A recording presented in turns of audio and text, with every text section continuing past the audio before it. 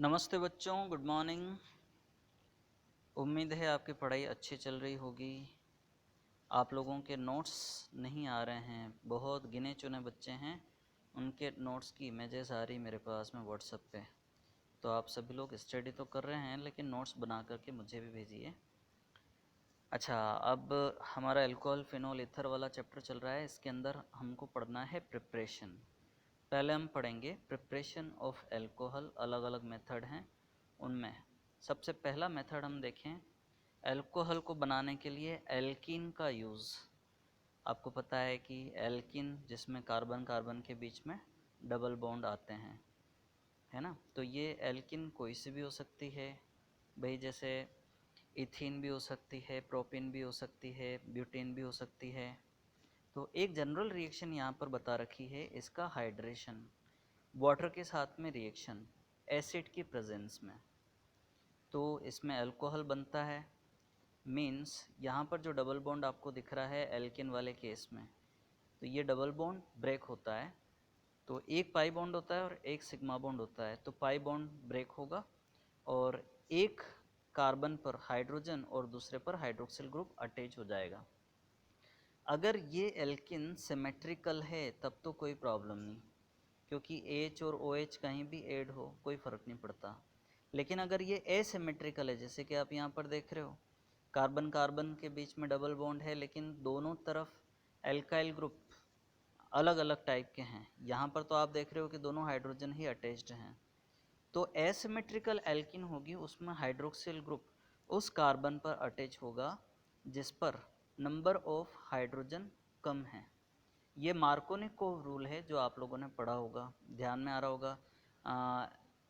Halo alkane hello Erin chapter में भी पढ़ा था और पिछले साल भी हमने इस चीज़ को पढ़ा था, है ना। तो इसमें जो मेजर प्रोडक्ट है वो 2 डिग्री अल्कोहल बनता है।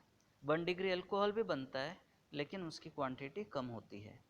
अब हम देखें इसके मैकेनिज्म, ये किस तरीके से रिएक्शन होती है और इसके मैकेनिज्म क्या है। तो इसकी अलग अलग स्टेप्स हम देखें। देखिए, पहली स्टेप इसमें क्या होता है कि वाटर के साथ में प्रोटॉन अटैच हो जाता है तो हाइड्रोनियम आयन बनाता है, यह हाइड्रोनियम आयन है, ठीक है। अब ये जो एल्किन आपको दिख रही है इसमें डबल बॉन्ड है, तो डबल बॉन्ड के जो इलेक्ट्रॉन्स हैं वो शिफ्ट हो जाएंगे और जो हाइड्रोनियम आयन है उसमें से एक प्रोटॉन को ये खींच लेंगे। तो जैसे ये हाइड्रोजन है, इसको प्रोटॉन की फॉर्म में खींचा, तो जो इलेक्ट्रॉन हैं ये इलेक्ट्रॉन शिफ्ट होकर के इस हाइड्रोजन के साथ में बॉन्ड बनाएंगे। तो यहाँ पर आप देख रहे हो ये बॉन्ड बना, तो इस कार्बन के ऊपर पॉजिटिव चार्ज जनरेट हो गया, ठीक है। फिर वाटर का मॉलिक्यूल, यहाँ से एक वाटर का मॉलिक्यूल रिमूव हो गया, ये इस तरह से। लेकिन ये कम्प्लीटली रिमूव नहीं हुआ, बल्कि इस पर ऑक्सीजन पर आप देख रहे हो 2 लोन पेयर ऑफ इलेक्ट्रॉन हैं, तो इलेक्ट्रॉन प्रेजेंट होने की वजह से हम इसको न्यूक्लियोफाइल भी बोल सकते हैं वाटर के मॉलिक्यूल को। तो अब ये न्यूक्लियोफाइल का अटैक होगा इस कार्बन के ऊपर जिस पर पॉजिटिव चार्ज है। तो यहाँ पर आप देखिए ये वाटर का मॉलिक्यूल अटैक कर रहा है, उसके बाद ऑक्सीजन इसके साथ में अटैच हो गया। अब ऑक्सीजन 3 बॉन्ड बना रहा है। देखो ये बात ध्यान रखना कि इसमें ऑक्सीजन पर एक लोन पेयर ऑफ इलेक्ट्रॉन रहेगा और दूसरा जो लोन पेयर ऑफ इलेक्ट्रॉन है उसने कार्बन के साथ में बॉन्ड बना दिया। तो ऑक्सीजन यहाँ पर अब ट्राइवेलेंट हो गया, इसलिए इसके ऊपर पॉजिटिव चार्ज जनरेट हो गया, ठीक है। फिर आगे हम बढ़ते हैं, तो इसमें डीप्रोटोनेशन होगा, वाटर का एक मॉलिक्यूल अटैक करेगा। तो ये वाटर का मॉलिक्यूल जब अटैक करेगा तो इसमें से इस हाइड्रोजन को रिमूव कर लेगा। यहाँ पर ये जो बॉन्ड आपको दिख रहा है, इस बॉन्ड के इलेक्ट्रॉन ऑक्सीजन पर शिफ्ट हो जाएंगे, तो जो हाइड्रोजन है वो प्रोटॉन की फॉर्म में कन्वर्ट हो जाएगा और ये प्रोटॉन वाटर के मॉलिक्यूल के साथ में अटैच होकर के हाइड्रोनियम आयन में कन्वर्ट हो जाएगा और ये रिमूव हो जाएगा। तो इस तरह से हमको अल्कोहल मिल जाएगा। तो ये इसकी मैकेनिज्म है।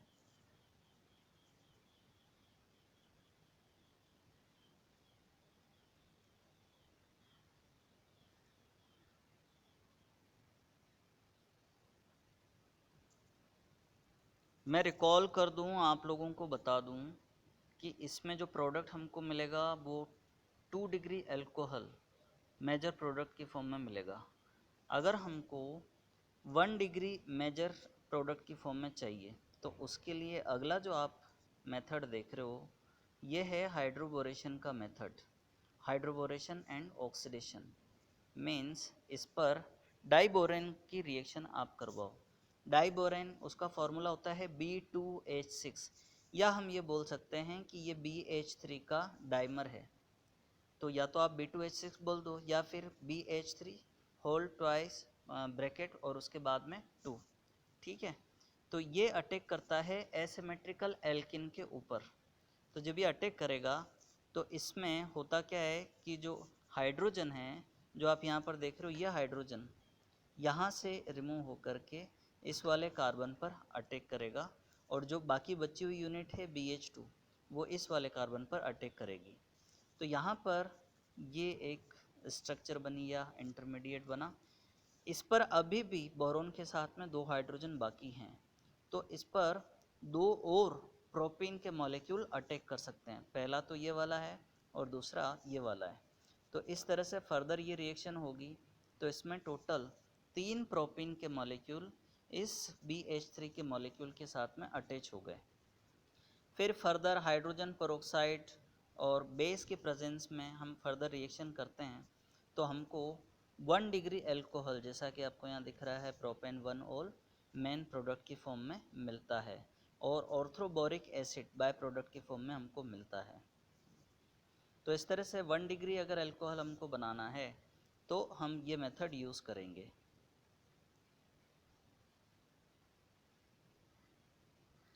अगला मेथड हम देखते हैं फ्रॉम कार्बोनिल कंपाउंड्स। अब ये कार्बोनिल कंपाउंड को हम समझने की कोशिश करें कि ये हैं क्या। आप लोगों ने जैसे 9th चैप्टर पढ़ा है कोऑर्डिनेशन कंपाउंड वाला, उसके अंदर आप लोगों को याद आ रहा होगा कि जो कार्बन मोनोऑक्साइड है वो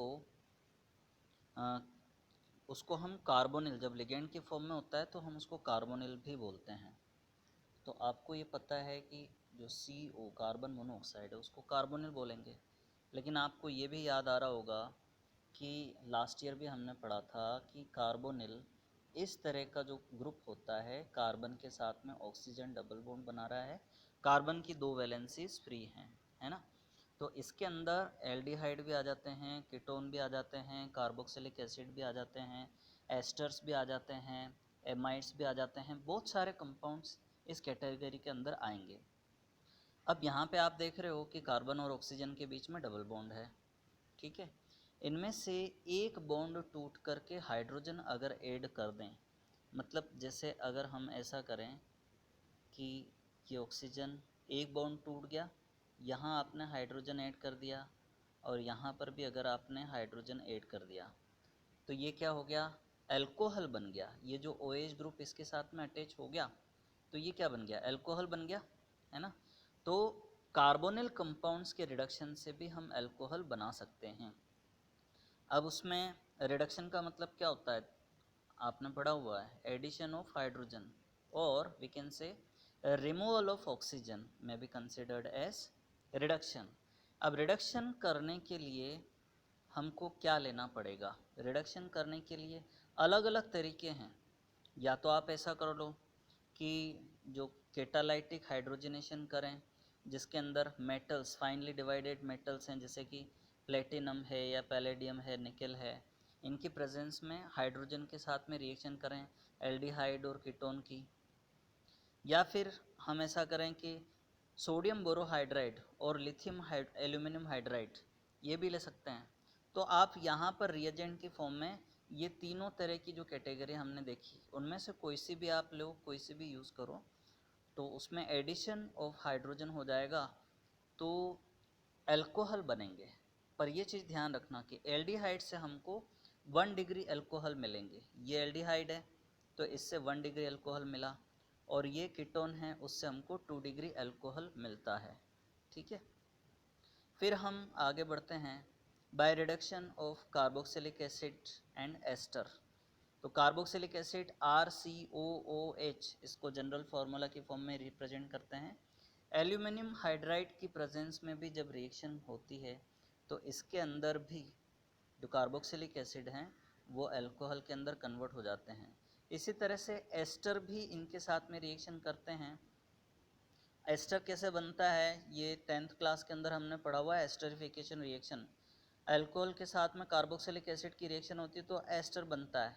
आप उसका फर्दर रिडक्शन कर दो कैटालिस्ट की प्रेजेंस में, तब भी हमको अल्कोहल्स मिलेंगे। अब यहाँ पर आप देख रहे हो कि एक तो ग्रुप है एल्काइल ग्रुप आर और दूसरा है आर डैश, दो अलग अलग ये ग्रुप हैं। तो पहले हमने इसको एस्टर में कन्वर्ट किया तो हमको कैटालाइटिकली हाइड्रोजनेशन के बाद में दो अलग अलग तरह के अल्कोहल्स मिलेंगे। अब हम देखते हैं फ्रॉम ग्रिग्नॉर्ड रिएजेंट अल्कोहल बनाने का एक ये मेथड। पहले आप देखिए ये जनरल रिएक्शन है। इस जनरल रिएक्शन में कोई भी कार्बोनिल कंपाउंड ले लिया, जैसे ये वाला आप देख रहे हो, ये एल्डिहाइड कीटोन कुछ भी हो सकता है, इस पर RMgX का अटैक हो। ग्रिग्नॉर्ड रिएजेंट क्या है ये हम पिछले चैप्टर में पढ़ चुके हैं, हेलो एल्केन हेलो एरिन वाले में। आप लोगों को याद आया होगा कि जब RX की रिएक्शन करते हैं मैग्नीशियम के साथ में, ठीक है, ईथर की प्रेजेंस में, तो RMgX बनता है। तो ये जो RMgX है इसी को हम क्या बोलते हैं, ग्रिग्नॉर्ड रिएजेंट। इस पर जब ये कार्बोनिल कंपाउंड रिएक्शन करेगा तो पहले एक इंटरमीडिएट एडक्ट बनेगा, ठीक है, फिर फर्दर हाइड्रोलाइसिस करेंगे तो इसमें ये MgX रिमूव होकर के एक हाइड्रोजन आ जाएगा, तो ये अल्कोहल के अंदर कन्वर्ट कर हो जाएगा और ये बाय प्रोडक्ट हमको मिलेगा। तो यहाँ पर हमको क्या मिला, अल्कोहल। अब ये चीज़ माइंड में रखने की है कि ये जो कार्बोनिल कंपाउंड ले रहे हैं ये कौन सा ले रहे हैं। ध्यान देना, अगर ये इस कार्बन की जो फ्री वैलेंसीज हैं दोनों अगर हाइड्रोजन से सेटिस्फाई होती हैं तो यहाँ पर भी हाइड्रोजन ही मिलेंगे, इसका मतलब ये 1 डिग्री अल्कोहल हमको मिलेगा। लेकिन अगर ये, अच्छा ये भी बात ध्यान रखना, अगर यहाँ ये जो दोनों हाइड्रोजन होंगे अगर, तो ये क्या होगा, फॉर्मेल्डिहाइड। लेकिन फॉर्मेल्डिहाइड के अलावा कोई दूसरा एल्डिहाइड लें यानी RCHO, मतलब ये हुआ कि यहाँ कार्बन की जो दो वैलेंसीज हैं उनमें से एक वैलेंसी हाइड्रोजन से सेटिस्फाई हो रही यानी CHO ग्रुप बनेगा वो एल्डिहाइड होगा, और दूसरी वैलेंसी किसी और R या एल्काइल ग्रुप से सेटिस्फाई हो रही है, तो हमको 2 डिग्री अल्कोहल मिलेगा। रीज़न क्या है, क्योंकि एक R तो ये हो जाएगा, दूसरा R ऑलरेडी यहाँ प्रेजेंट होगा, तो हमको 2 डिग्री अल्कोहल मिलेगा, ठीक है। लेकिन अगर यहाँ पर आप देख रहे हो, अगर कार्बन की जो दोनों वैलेंसीज हैं ये वाली और ये वाली, दोनों जगह पे अगर R है तो क्या होगा, यहाँ पर भी R होंगे, या R डैश और R डबल डैश कुछ भी कह सकते हो, तो हमको ये जो प्रोडक्ट मिलेगा ये 3 डिग्री अल्कोहल मिलेगा, है ना। तो इसी चीज़ को आप आगे देखिए, आप क्लियर हो जानी चाहिए ये चीज़ कि हमको 1 डिग्री अल्कोहल कब मिलेगा, जब हम फॉर्मेल्डिहाइड लेंगे तो ये 1 डिग्री अल्कोहल मिला। 2 डिग्री अल्कोहल कब मिलेगा, जब हम फॉर्मेल्डिहाइड के अलावा कोई दूसरा एल्डिहाइड लेंगे, तो ये हमको 2 डिग्री अल्कोहल मिला, ठीक है। और 3 डिग्री अल्कोहल कब मिलेगा, जब हम कीटोन लेंगे, तो 3 डिग्री अल्कोहल हमको प्रोडक्ट की फॉर्म में मिलेगा। जो जनरल मैकेनिज्म है वो यही वाली रहेगी जो आप यहाँ पर देख रहे हो। अल्कोहल बनाने के मेथड हमने पढ़ लिए हैं, अब हम पढ़ेंगे प्रिपरेशन ऑफ फिनॉल। अलग अलग मेथड हैं फिनॉल को बनाने के लिए। पहला मेथड डाउस प्रोसेस, जो कि हमने पिछले चैप्टर के अंदर पढ़ा था, हेलो एल्केन हेलो एरिन वाला चैप्टर, आपको याद आया होगा, न्यूक्लियोफिलिक सब्स्टिट्यूशन रिएक्शन, जिसमें मैंने बताया था कि ड्रास्टिक कंडीशन यूज़ करते हैं तभी जा कर के हेलो एरिन्स का कन्वर्जन, जिसमें हेलोजन एटम को हाइड्रोक्साइड ग्रुप से रिप्लेस किया जाता है। तो इसमें आप देख रहे हैं क्लोरोबेंजीन, उसको सोडियम हाइड्रोक्साइड के साथ में ट्रीट कर रहे हैं हाई टेम्परेचर और हाई प्रेशर पे। तो पहले एक इंटरमीडिएट बनता है सोडियम फिनोक्साइड, फिर उसको एसिड के साथ में ट्रीट करते हैं तो हमको फिनॉल मिलता है। दूसरी रिएक्शन बेंजीन सल्फोनिक एसिड से, बेंजीन को पहले ट्रीट किया जाता है ओलियम के साथ में। ओलियम क्या होता है, सल्फ्यूरिक एसिड प्लस SO3 यानी सल्फर ट्राइऑक्साइड, उसको ओलियम बोला जाता है, या H2S2O7, ये P ब्लॉक वाले चैप्टर में हम पढ़ चुके हैं। तो बेंजीन सल्फोनिक एसिड बनता है। फर्दर उसको ट्रीट करते हैं हम बेस, और थर्ड स्टेप में हम एसिड के साथ में ट्रीट करते हैं तो हमको प्रोडक्ट फिनोल मिलता है। फिर उसके बाद डाइएजोनियम सॉल्ट से, BDC बोला जाता है उसको शॉर्ट में, तो एनिलीन को पहले ट्रीट किया जाता है NaNO2 यानी सोडियम नाइट्राइट। ध्यान देना, NaNO3 नहीं लेना है, NaNO2 लेना है, ये सोडियम नाइट्राइट है। NaNO3 क्या होता है? Sodium nitrate. तो हम सोडियम नाइट्राइट लें, उसको एसिड के साथ में ट्रीट करें तो BDC हमको मिलता है बेंजीन डाइएजोनियम क्लोराइड। उसको स्टीम के साथ में ट्रीट करते हैं तो हमको फिनोल मिलता है। बाय प्रोडक्ट की फॉर्म में नाइट्रोजन, हाइड्रोजन क्लोराइड। फिर क्यूमीन। क्यूमीन क्या होता है? जो जीरा होता है ना, जिसका तड़का लगाते हैं सब्जी में, तो उस जीरे के अंदर से एक कंटेंट निकलता है क्यूमीन, जो आइसोप्रोपाइल बेंजीन भी हम इसको बोलते हैं। तो ये जो क्यूमीन आपको दिख रहा है ये आइसोप्रोपाइल ग्रुप है, आप लोगों को याद आया होगा, हमने पढ़ा हुआ है। उसको ऑक्सीजन के साथ में ट्रीट करते हैं तो हमको पेरोक्साइड मिलता है। पहले तो ये जो क्यूमीन हाइड्रोपेरोक्साइड है, इसको फर्दर हाइड्रोलाइसिस करते हैं तो हमको फिनोल मिलता है, और साथ साथ में एसीटोन या प्रोपेनोन भी बाय प्रोडक्ट की फॉर्म में हमको मिलता है। अब हम देखते हैं फिजिकल प्रॉपर्टीज़ अल्कोहल और फिनोल की। इसमें पहला पॉइंट आ रहा है बॉइलिंग पॉइंट। तो इनका जो बॉइलिंग पॉइंट है, आमतौर पे जो ऑर्गेनिक कंपाउंड्स होते हैं और लोअर मॉलिक्यूलर मास वाले हैं, उनका बॉइलिंग पॉइंट कम ही होता है क्योंकि कोवलेंट बॉन्ड होता है। लेकिन यहाँ पर जो अल्कोहल हैं, फिनोल हैं, इनका बॉइलिंग पॉइंट दूसरे ऑर्गेनिक कंपाउंड के यानी सिमिलर मॉलिक्यूलर मास वाले जो कंपाउंड्स हैं उनके कंपैरिजन में इनका हायर होता है। रीज़न क्या है? इनमें हाइड्रोजन बॉन्डिंग बनती है, जैसे कि आप यहाँ पर देख रहे हो, ये अल्कोहल है, ठीक है। इस अल्कोहल ने इस दूसरे अल्कोहल के साथ में हाइड्रोजन बॉन्डिंग बनाई। जो आप देख रहे हो ये ऑक्सीजन और हाइड्रोजन के बीच में ये जो बॉन्डिंग दिख रही है, यह हाइड्रोजन बॉन्डिंग है, यह हाइड्रोजन बॉन्डिंग है, यह हाइड्रोजन बॉन्डिंग है। तो 3 डायमेंशनली यह हाइड्रोजन बॉन्डिंग फैली हुई रहती है, उसकी वजह से इनका बॉइलिंग पॉइंट ज़्यादा होता है। फिनॉल के अंदर भी इस तरह से हाइड्रोजन बॉन्डिंग होती है तो इनका बॉइलिंग पॉइंट ज़्यादा होता है। अब हम इनको कंपेयर करें कि रीज़न क्या है इनका जो बॉइलिंग पॉइंट है ज़्यादा होने का रीज़न। भाई एक तो हाइड्रोजन बॉन्डिंग हमने देख लिया, ठीक है, तो मेन रीज़न तो यही है। पर दूसरा जो वांडरवाल बॉन्डिंग है वो भी इसके लिए रेस्पॉन्सिबल है।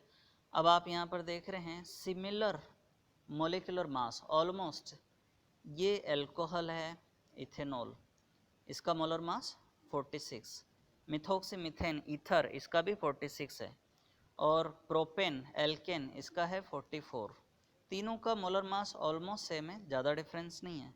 लेकिन बॉइलिंग पॉइंट में अगर आप देखोगे डिफरेंस, तो एल्केन का सबसे कम है 231 केल्विन जैसा कि प्रोपेन का है, और उससे थोड़ा सा ज़्यादा ईथर का है 248।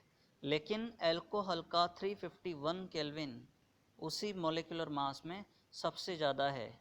मेन जो रीज़न है वो क्या है? Hydrogen bonding. और यहाँ पर ईथर के लिए अगर हम देखें तो ईथर में भी क्या होता है, यहाँ हाइड्रोजन ये जो ऑक्सीजन है इसके पास में भी लोन पेयर ऑफ इलेक्ट्रॉन होते हैं, तो वो भी बॉन्डिंग के अंदर पार्टिसिपेट करते हैं, या हम यूँ बोल सकते हैं कि इसमें पॉलरिटी जनरेट हो जाती है। ये जो पूरा मॉलिक्यूल है आप देखोगे तो शेयर्ड इलेक्ट्रॉन्स को ऑक्सीजन खींचता है ज़्यादा इलेक्ट्रोनेगेटिविटी की वजह से। तो पॉलरिटी होने की वजह से आप यूँ कह दो कि पोलर अट्रैक्शन जनरेट हो जाता है, तो इसका जो बॉइलिंग पॉइंट है वो एल्केन के कंपैरिजन में ज़्यादा है। सॉल्युबिलिटी, अल्कोहल्स जो लोअर मेंबर्स हैं पानी में इजीली सॉल्युबल हो जाते हैं।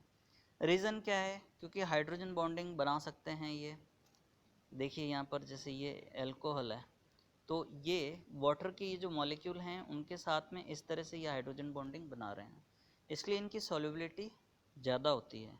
आमतौर पे ऑर्गेनिक कंपाउंड सॉल्युबल नहीं होते हैं, लेकिन यहाँ पर हाइड्रोजन बॉन्डिंग की वजह से ये डिज़ोल्व हो जाते हैं। पर जैसे जैसे जो हाइड्रोकार्बन की चेन है वो बढ़ती जाएगी तो सॉल्युबिलिटी इनकी कम होती जाएगी या इनकी बल्कीनेस बढ़ेगी, तो क्या होगा, जो हाइड्रोजन बॉन्डिंग है वो उसका मैग्नीट्यूड कम होता जाएगा तो सॉल्युबिलिटी भी इनकी कम होती जाएगी। तो ये फिज़िकल प्रॉपर्टीज़ हो गई। अब बात आती है chemical properties and chemical reaction की, ये हम अगले वीडियो के अंदर पढ़ेंगे। Thank you.